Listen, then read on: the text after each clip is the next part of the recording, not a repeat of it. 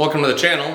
So what I'm working on today is getting my door on my air compressor room and also the door on my office. This interior door is a pre-hung door, meaning the door is already attached to the frame, or the frame is also known as the door jamb. This is the exterior door that I'll be installing a little later in the video. Before I start hanging the door, I just want to describe a couple things. This gap that goes along the door, how the door is kind of like inside of a picture frame here. This gap here is called reveal. So when I'm done, I want to make sure that this reveal is pretty even. So I want to start with a rough opening of a door. And what that is here in your walls, where you have your studs, there's going to be an opening to where you're going to mount your entire door. And your door is going to sit just inside. And if this is your rough opening, and your door sits just inside, you want about 1/2 inch all the way around in your rough opening when you stick your door in. And so the outside of your frame and that rough opening should have about 1/2 inch gap all the way around the door. So one of the main reasons that I wanted to do this video is because my wife and I fixed up our first house and we had a lot of problems, not because we didn't really know how to do the work, but because the house wasn't square. And I'm sure even a lot of newer houses aren't that square. If you have a house that's built in the 70s, congratulations, it's probably perfect. But let's say you're fixing up an old farmhouse like ours or like our first row house that my wife and I built. There's a good chance that your rough opening, that's a little exaggerated, but your rough opening may not be absolutely square. And so to get that 1/2 inch around there, you may have to actually do a little bit of reframing or shim some things out before you even get started. So that's absolutely one thing you want to look at, is what is the situation with the rough opening. And so if you have something like this, let's say it's more like that, and maybe it's an inch difference from the top to bottom and you're going to have some issues. If you're able to shim this up and get this square with shims, and you'll be able to cover with the trim and the casing and things like that, then it's not a big deal. But you may have to actually work on your rough opening if it's going to be an issue. So something that my wife and I did in our first house is we actually got some doors that were a little bit smaller. So if this was a 32-inch door, we got 30-inch doors, and we actually were able to put the door in place, and we ended up adding a stud here and moving the drywall over a little bit and kind of recreating that rough opening. So when I install these doors, the biggest thing that I'm looking for, since I was the one that did the framing, I know that the openings are gonna work. What I'm looking for mainly is the concrete. So how level is the concrete? And in your case, how level is the floor in some old house that maybe you're trying to install doors in? And so if your rough opening is something like this, and your doors are going at a 5-degree angle, how do you get this door to sit in there to where if you have an interior door, this side is going to hit the floor, and then this side is going to be whatever this slope is and whatever this dimension is, you might be off by maybe almost 3/4 of an inch or so. And so in order to get that reveal, like I was talking about at the beginning of the video, you're going to have to alter this door somehow. And if you don't want to alter the door, then you can go ahead and shim this up temporarily and go ahead and mount your door. It's just you're going to have a little bit of a gap there at the bottom. And to give you an idea of what I'm talking about, if you look at the left side, you can see that the reveal is pretty small, and the right side, it's pretty large. So if I want to trim this door to get this to sit lower, is I'll lay level on the floor, probably a 4-foot level, this is 2-foot level. So what I'll do is I'll lay the level on the floor, and I'll get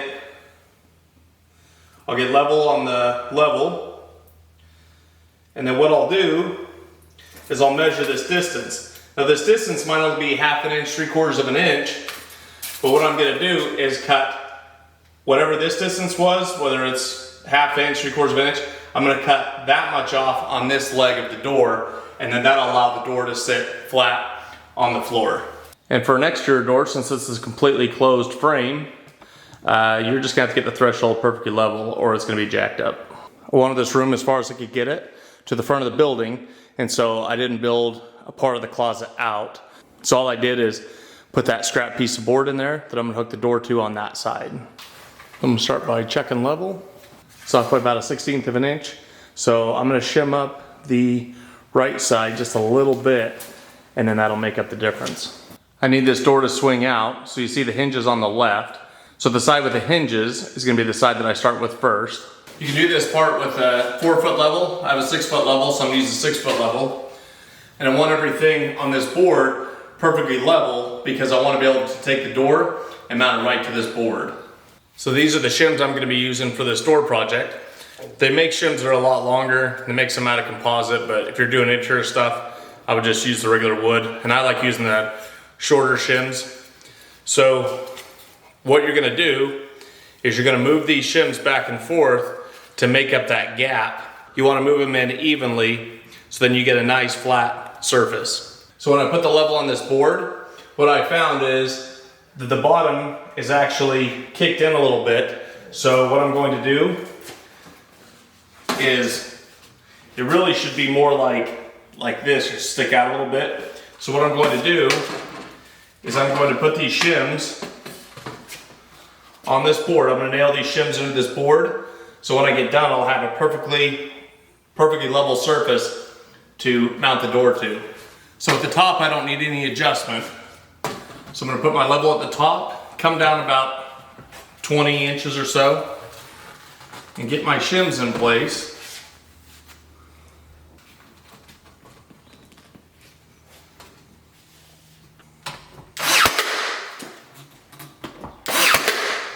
And all I'm using is a 18 gauge nailer.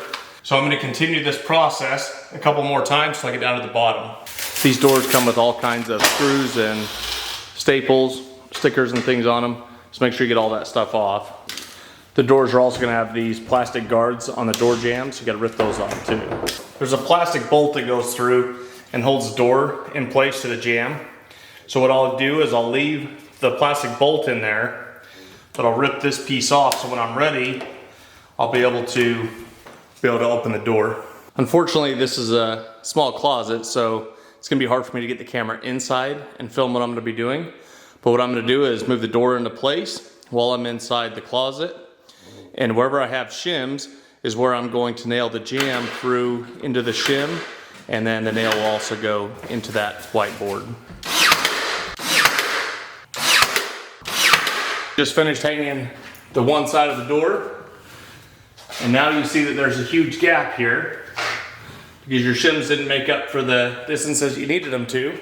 So you gotta realize that you can't just fill this whole section in with shims. I'm only using 2-inch nails, and so I'm not gonna be able to make it clear to the framing. So what you're gonna do is take a block of wood. I cut these a little bit less than 4.5 inches, which is the width of the jamb.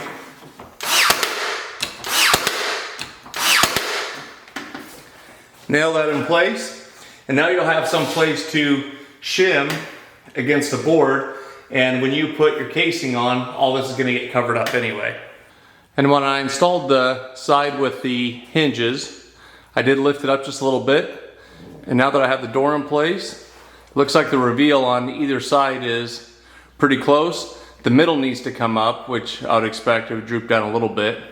So I'm gonna go ahead and get this side nailed in. Now I want to get this reveal the same all the way down.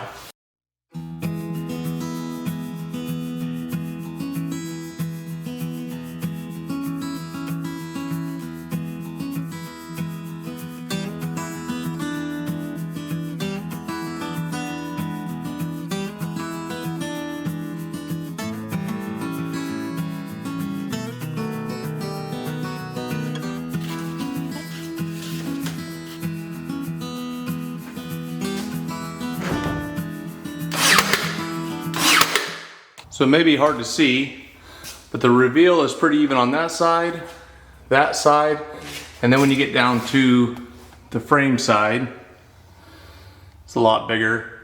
So most of the time that hinge side is gonna be a different size reveal, and that's not anybody's fault except for the manufacturers. To cut off the shims, you can use a sharp utility knife and just score along the shim and break it off, or you can use one of these oscillating tools. These go super fast.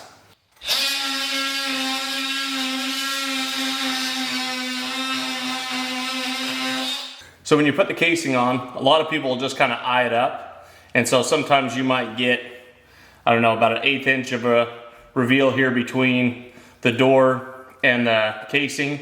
Sometimes it'll be bigger, and then a lot of times it'll be uneven around the door. So what I do to make sure that my casing is the same width all the way around is I'll take a shim. So you're just gonna go around the door frame and put your line in place. Keep in mind up here at the top, you wanna go past this, the top portion of the jamb. And the reason is because that's what's gonna make your corner. So you want a corner there because that's where you're gonna line up your 45-degree angle. Then you'll just keep working your way around. So I'm gonna start at the top, and you remember the 2 corners I told you about. So I'm gonna go corner to corner. So 28 5/8.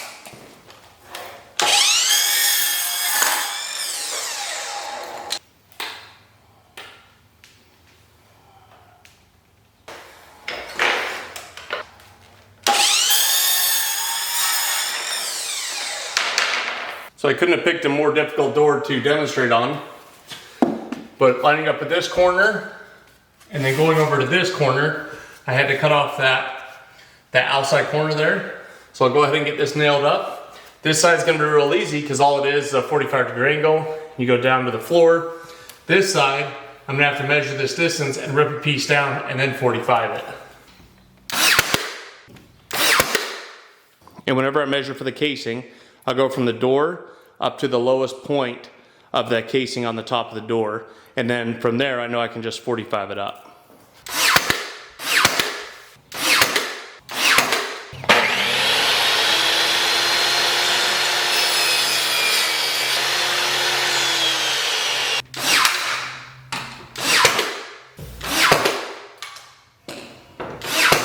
So here's the almost finished product.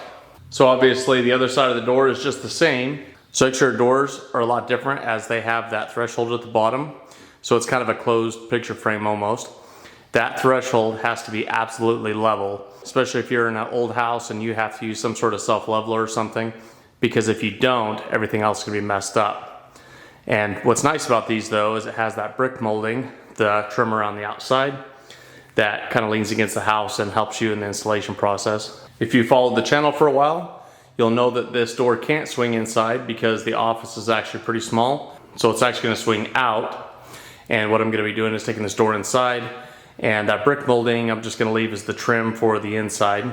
So I know you can't see it, but right now the threshold is perfectly level, thank goodness, because I didn't want to mess with it. So I'm going to be installing this door with these 3-inch screws.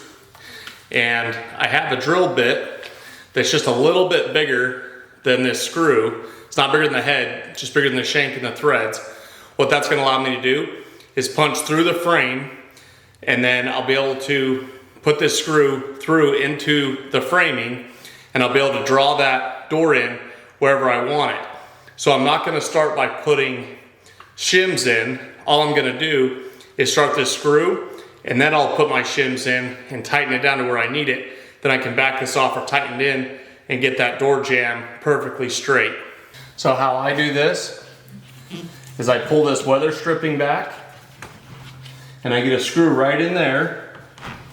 And then once I'm done, I'll still go ahead and put one of the screws in the hinge. But I put about 4 of these screws down the jamb, and that'll hold it all in place really well. So this door is already super strong, but they do give you these spots in the hinges to where you can put in these longer screws. I'm gonna go ahead and put them in just because they gave them to me. But I do want you to notice that you can't see those screws that I put in behind that weather stripping. The one thing that I'll caution you with though is do not wreck that weather stripping.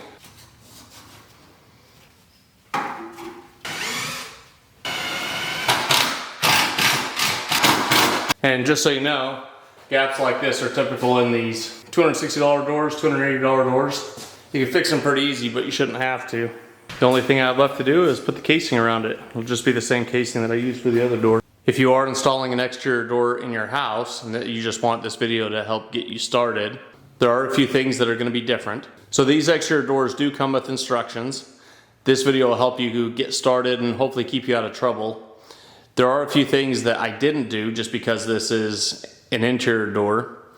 Essentially, it's an exterior door, but I'm using it as an interior door. The only reason that I use this exterior door here is because I want that office to stay clean. So if I have a computer in there and I have books and different things, I obviously don't want all the dust and dirt from the garage getting in there. So I hope this video helped you out if you have some door installation projects coming up. These doors aren't going to get painted immediately because I'm going to finish up the drywall, and then I'm going to kind of incorporate painting these doors into painting the ceiling and the walls. Just kind of do it all at one time.